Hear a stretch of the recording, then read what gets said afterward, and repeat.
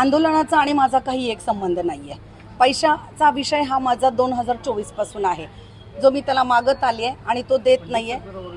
त्यामुळं मला 28 तारखेला मागची आमची मीटिंग झाली होती शेवटची. त्याला मी बोलले होते काय करतोस, देतोस की नाही. तेव्हा त्यानं मला सांगितलं होतं ताई मी लवकरच एक आंदोलन करायला लागलोय, मी आंदोलनाला बसतोय आणि पोलिसांनी मला ऑफर दिलेली आहे 20 लाखाची. जेव्हा माझ्याकडे पैसे येतील तेव्हा मी तुम्हाला त्यातले नक्की देईन, थोडंसं 30 तारखेपर्यंत थांबा तो म्हटला.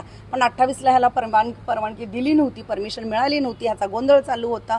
आणि मला वाटलं की हा माणूस देणार नाही, दरवेळेला असाच म्हणतो, दर महिन्याला असाच म्हणतोय तुम्हाला आता देतो मग देतो, तो माझे पैसे काही देत नाही. हे बघून मला आता करावं लागलेलं आहे. काही कुठेतरी आरोप पण केलेला आहे की महिन्याला 35,000 रुपये दे, स्क्रीनशॉट आहे, अशा पद्धतीने त्याच्याकडून आरोप होतो. अच्छा, हे पहा, मी जर व्याजबट्ट्याचा धंदा केला असता तर मी माझ्या RTGS माझ्या बँकेतून माझे डिटेल्स घ्या, मी माझ्या मुलांचे FD मोडून त्याला दिलेले आहेत, FD मोडून ते पैसे दिलेले आहेत, माझा व्हाईट मनी आहे. तर तो जो दिलाय तर त्यानं जर मला इंटरेस्ट द्यायचाच होता, मला व्याज द्यायचंच होतं, माझ्या अकाउंटवर टाकू शकला असता. तो मित्राच्या टाकतोय म्हणून दुसऱ्याच मला दाखवतोय.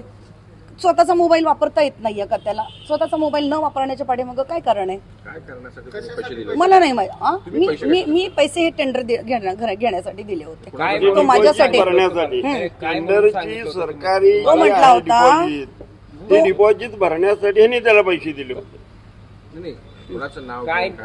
अजितदादांचं नाव, आदरणीय अजितदादांचं नाव त्यानं घेतलंय. मी दादांचा कार्यकर्ता आहे.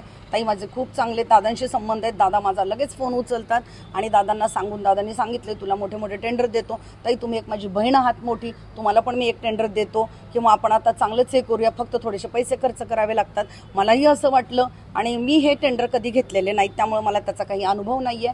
म्हणून मी त्याला म्हटलं होतं ठीक आहे बाबा काय करतोस ते कर, चालेल. तर थोड्याशा पैशाचा अर्थ 7 ते 8 लाख रुपये होतो का? थोड्याशा पैशाचा थोडेसे नाही, सुरुवातीला मी तेवढे दिलेले नाहीयेत दादा, मी तेवढे दिलेच नाहीत. सुरुवातीला मी फक्त त्याला 3 लाख दिले होते. मग तो म्हटला फाईल इथपर्यंत आली, तिथपर्यंत आली, आपल्याला परत खर्च करावा लागणार आहे, सांगत गेला, परत काही कारणं सांगितली आणि आता तो आपल्या कॉन्टॅक्टमध्ये आहे, चांगल्या ह्याच्यामध्ये आहे, म्हणून माणुसकीच्या नात्यानं परत मी त्याला पैसे दिलेले.